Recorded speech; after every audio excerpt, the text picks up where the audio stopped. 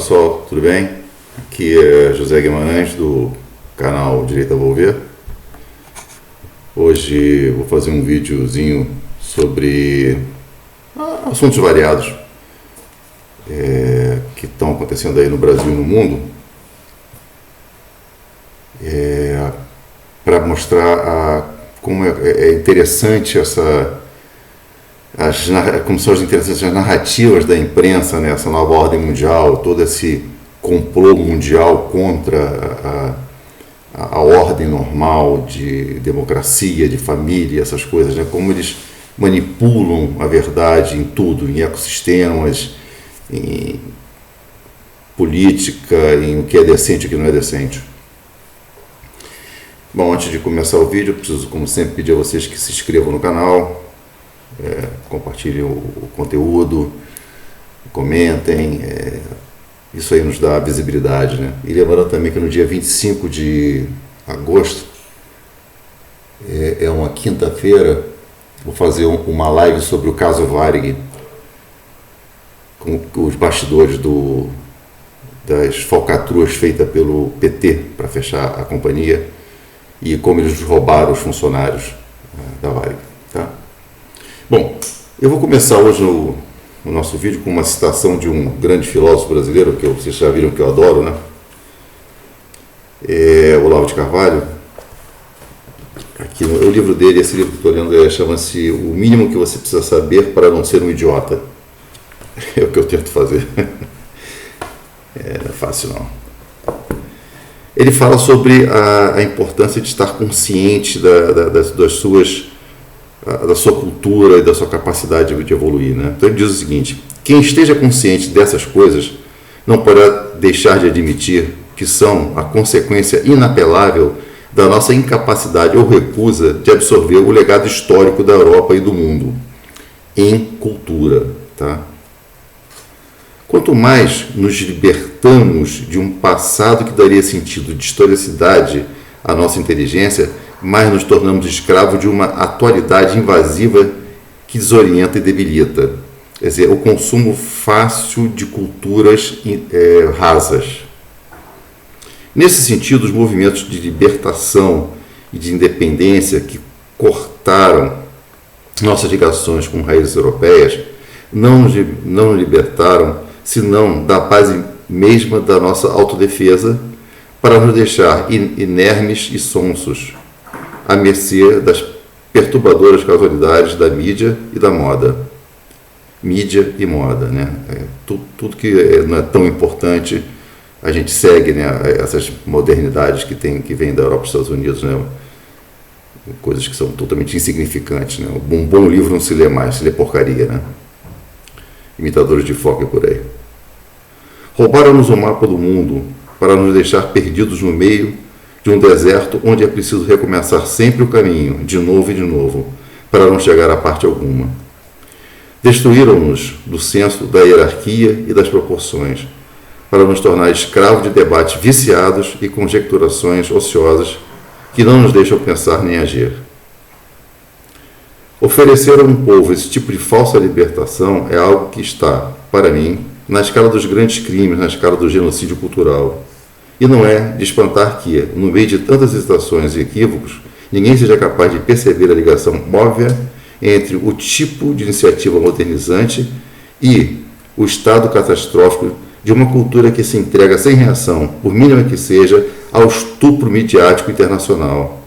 Não é de espantar que ninguém note o elo de cumplicidade, secreta mas indissolúvel, entre o fetichismo da independência estereotipada e a realidade da dependência crescente. Ou seja, essa cultura descartável que nós temos, que nos toma os estrangeirismos, esses modernismos de ideologia de gênero, essas porcarias, não nos leva a nada. As boas leituras que nós temos para ter oriundos de Europa e Estados Unidos, a gente não lê, a gente não se dedica, não aprende, né? Bom, é uma pena. Bom, olha o nosso vídeo de hoje aí. Vamos começar por uma das coisas interessantes sobre isso mesmo, né? Que nós vemos agora. A Europa está pegando fogo. Vocês viram alguma coisa no Jornal Nacional? Folha de São Paulo? pegando fogo direto, estão torrando a Europa inteira por causa da temperatura, porque não tomam cuidado, porque alguém jogou uma ponta de cigarro, né? Você viu o Leonardo DiCaprio falando sobre as girafas da Europa? Não? Dos hipopótamos da Europa? Não, né? A Greta Thunberg? Não. O Macron falou alguma coisa sobre o fogo que está pegando na França? Não. E o Ruffalo, aquele Hulk, né? Também não, né? Ok. E a Califórnia?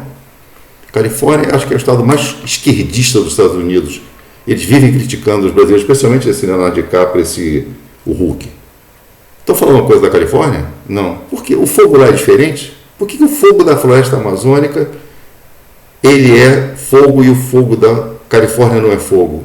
Como é que se explica isso? Por que é diferente? Lá não morre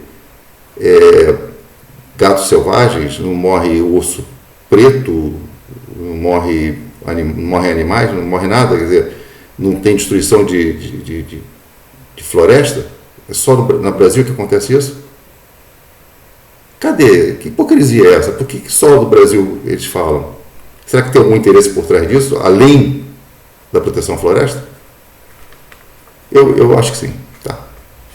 Bom, agora mudando aí o assunto radicalmente de um polo a outro, eu estava vendo aí um dia desses que um youtuber, Wilker Leão, ele ofendeu o Bolsonaro, né? Ele falou coisas lá para o Bolsonaro, grosserias. E aí eu estava pensando no seguinte, o que o Bolsonaro fez em relação a isso? Ele mandou prender o cara? Não, né? Ele mandou desmonetizar o canal do cara? Não. Mandou abrir um processo de ofício sem o devido processo legal? Não. Quem foi democrata nessa situação aí, dessa coisa? Ele parou para conversar com o cara. Ele ouviu o povo, ouviu o oposto. Isso aí é democracia, né? É debate, democracia que leva à melhoria. Então, o cara tinha queixas, o Bolsonaro ouviu, eventualmente algumas poderiam ter sentido, outras não, mas ele falou com o cara, ouviu o cara. Ele é presidente para isso. Por que só o presidente tem que fazer isso? As outras autoridades não teriam que fazer a mesma coisa? Onde é que se determina o que é um ato antidemocrático? O que é um ataque a uma autoridade constituída? É só quando se refere aos ministros do Supremo? Quem foi que foi perseguido por palavras? Foi Alan dos Santos, né? Mas porque Alan dos Santos era contra o presidente ou porque ele se manifestou contra o Supremo? Ou seja, então é direcionado. Você só pode ter uma posição política contra uma autoridade se ela for o Bolsonaro. Se não for o Bolsonaro, você não pode ter. Se você fizer isso contra o Alexandre de Moraes, você vai ser preso, vai ser desmonetizado, você vai entrar num processo, fake news, agressão, antidemocráticos, todo aquele discurso que ele faz de ordenamento jurídico, que são todos mentirosos, ele não cumpre nenhum, né? Aí eu fico pensando, como é que podem falar mal de um cara desses, que depois de ser ofendido, ele para conversar com o cara? Ao contrário do que faz o ministro do STF. Não consigo entender. Para mim não faz sentido. Bom, ainda aproveitando o gancho aí do ministro Alexandre de Moraes, o TSE, agora através de um desembargador, considerou que a ligação entre o Lula, o PT e o PCC é verdadeira e não é proibido falar, porque de fato acontece, está provado, está documentado, está declarado por várias pessoas, inclusive pelo PCC e por o nome daquele cara, Marcos Valério, não sei, é um daqueles caras que denunciaram aí esses corruptos, né? Então, não tem mais problema, eles são realmente ligados à organização criminosa, eles são uma organização criminosa, um dos braços dessa organização criminosa é o PCC, né? Primeiro comando da capital, se eu não me engano. Eu não entendo de bandido, porque eu não sou bandido, eu não tenho ligação com bandido, eu sou um cara que trabalha, eu não posso mais trabalhar, infelizmente, eu gostaria de trabalhando até hoje. Meu trabalho agora é esse aqui, tentar me comunicar com as pessoas e alertar, cuidado, porque esses caras são perigosos, eles são bandidos. Eu vi que no TRE de Brasília, Tribunal Regional Eleitoral de Brasília, um desembargador chamado Sebastião Coelho da Silva, que com 30 anos de serviço prestados, ele pediu aposentadoria do tribunal devido à fala do ministro Alexandre de Moraes na posse, que foi um discurso partidário, agressivo e ofensivo ao povo brasileiro, desrespeitou o nosso direito como eleitor do Bolsonaro. O Bolsonaro foi eleito por nós, ministro. O senhor tem que respeitar isso, o senhor tem que respeitar o povo brasileiro. O senhor não é superior a ninguém dos brasileiros. Nenhum de brasileiro é inferior ao senhor. O senhor é apenas um nosso empregado. O senhor tem que respeitar o nosso voto, o nosso direito de escolher o nosso representante. O senhor não foi escolhido por nós. Tá? O senhor é menos do que o presidente da República, muito menos, na escala de hierarquia, de importância numa democracia. O senhor deveria estar aí para garantir de maneira independente a Constituição brasileira e não tomar partido político, não tomar lado de um partido político. Ok? Isso é triste. Na posse do ministro Alexandre de Moraes, ele voltou com a defesa das urnas, que está provado e comprovado que podem sofrer interferência externa. Veja bem, eu não estou dizendo que no TSE existem pessoas que fariam coisas erradas. Estou dizendo que ela é vulnerável à interferência externa, pessoas de fora do TSE. Então isso é um risco à democracia. A democracia se dá com o voto. Cada pessoa, cada cidadão brasileiro é um voto, e esse voto é fundamental, é importante. Nenhum voto pode deixar de ser contado. Todos são importantes. Não importa para quem seja. O importante é que a maioria da população escolha o seu representante e esse seja empossado. Isso que importa. A sua vontade pessoal, o que o senhor pensa a respeito disso, desse ou daquele candidato, ou da forma que está sendo feita a eleição, é irrelevante. Tá? Muito bem. Ele teve a cara de pau de dizer que ele será implacável contra a opinião do cidadão brasileiro, dizendo que a liberdade de expressão tem limite. Não, não tem não. Liberdade de expressão é liberdade de expressão. O que existe limite são crimes de palavras. Se eu for ofensivo e falar que o senhor cometeu algum crime, o senhor pode me processar. Mas eu posso falar o que eu quiser. As consequências são minhas posteriormente. Isso aqui não é Minority Report, você não pode antecipar que eu posso cometer um crime porque eu penso dessa maneira a seu respeito. Você não tem esse poder. Não está na Constituição. Senhor, por favor, respeite a Constituição brasileira. O senhor tem que seguir. O senhor é um escravo da Constituição brasileira. O senhor não é um senhor da Constituição brasileira. O senhor está subordinado a ela, o senhor não está acima dela. Discurso de ódio. Discurso de ódio é quando é feito contra a esquerda. Se fizer contra a direita, não tem problema. Ou seja, chutar a cabeça do presidente Bolsonaro no campo de futebol é liberdade de expressão, não é discurso de ódio. Comentários desse tipo, tem que tocar fogo no presidente, não é discurso de ódio. Não tem problema nenhum. Mas o cara discordar das suas opiniões é discurso de ódio. Antidemocrático. Antidemocrático é você não permitir que o povo se manifeste. Isso é antidemocrático. A liberdade de expressão é fundamental, porque as pessoas tenham uma república democrática. Se você não pode se manifestar, que democracia é essa se você não pode dar a minha opinião?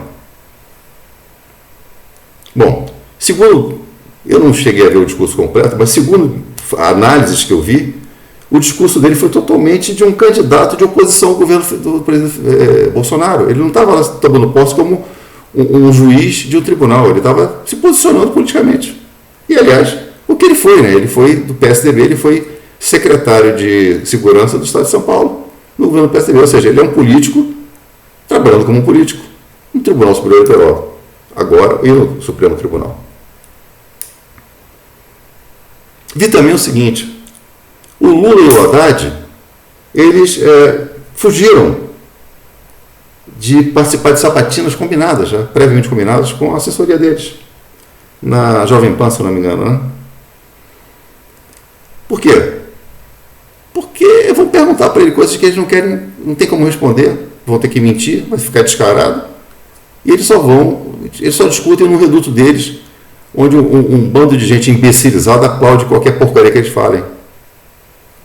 Então, eles não participam, eles não têm capacidade cognitiva ou não têm argumentação para poder discutir com uma pessoa normal.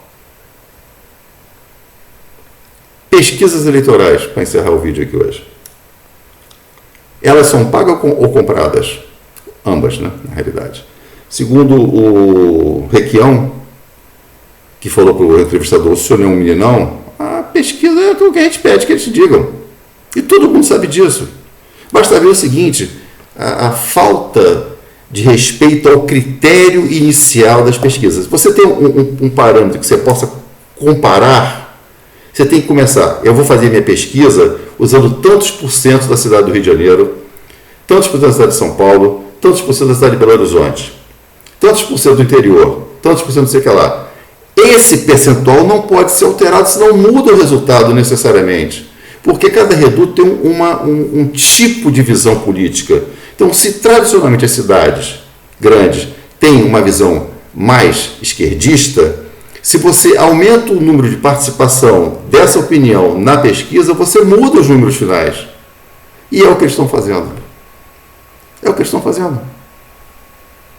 Ou seja, os caras mentem como profissão e roubam como prazer ou profissão também. Eu não sei realmente dizer. O que não tem aí é respeito nenhum à população, ao povo e à democracia. Ok, pessoal? Muito obrigado. Não percam a fé no Brasil. Que Deus nos abençoe. Valeu!